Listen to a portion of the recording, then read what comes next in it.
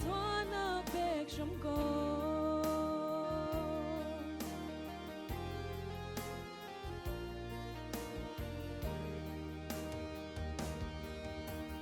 thịt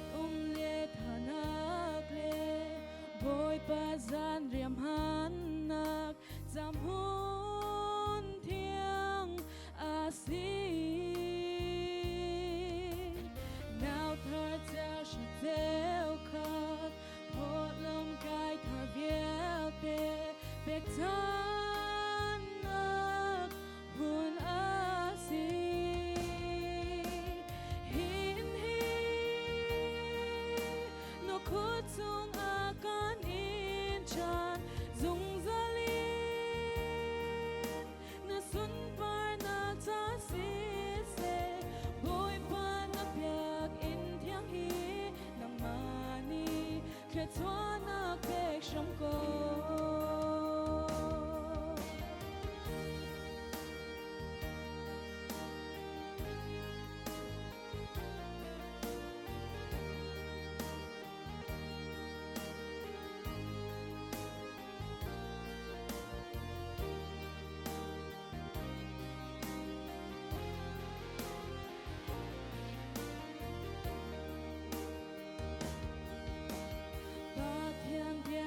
chim nạc zum tu na hồi công nạc giảm hôn thiêng asi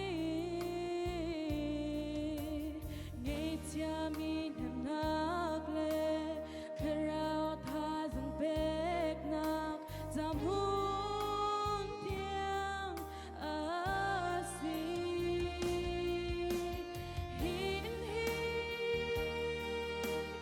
khốt sung akan in chan dung zalin na sun par na ta si se bôi pa na piak in thiang hi nang mani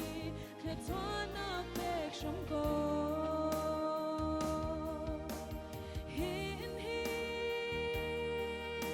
nó khốt sung akan in chan dung sun par na ta si